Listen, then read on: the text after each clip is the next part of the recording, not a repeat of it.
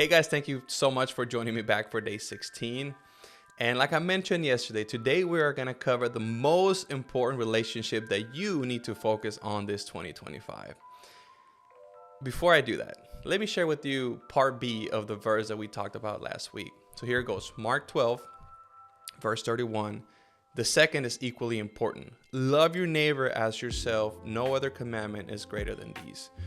And so the most important relationship on this 2025, it needs to be with you. If I was to ask you this question, do you love yourself? And not from a narcissistic perspective, but actually love yourself. When you look at yourself in the mirror, are you happy with yourself? Are you content with what you see?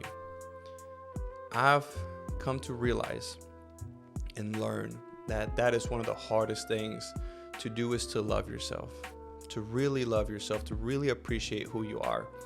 And I'm gonna be honest with you, my relationship with God, it didn't really take a stride until I was able to, through Him, learn how to love myself, because He's the only one that has the perfect image of you. And it's hard.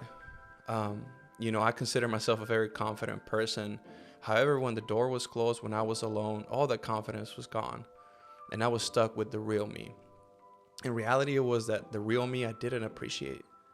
And it wasn't until God showed me a version of me, of who I really was, that I was able to see, wow, like that's how you see me. And so what I want to share with you, and what I hope that this can become a goal for you this 2025, is to work on that. A lot of y'all, I believe that we're all created to be these beautiful treasures, and a lot of times we are treating each other like a school treasure box where everybody puts their hands in it, everybody gets to touch it, everybody gets to be around it. And in reality is, if we knew the value that was in us, we would separate ourselves and treat ourselves with a little bit more respect. And this is not, again, this is not an excuse to be a narcissist. It's quite the opposite. Because when you learn to love yourself and who you are, then you're able to be like, wow, this is what I can offer to the world. But it comes from a healthy place.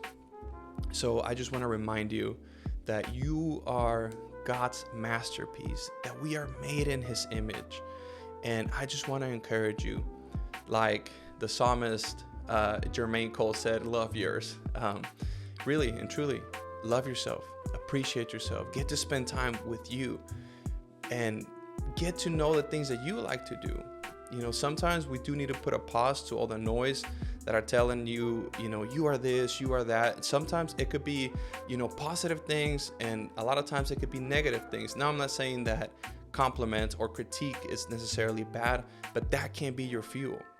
If you live by the compliment, you are also going to die by the criticism. So let those things be tools. However, don't let that be your main fuel. And join me back tomorrow, because we're going to cover the second part of this.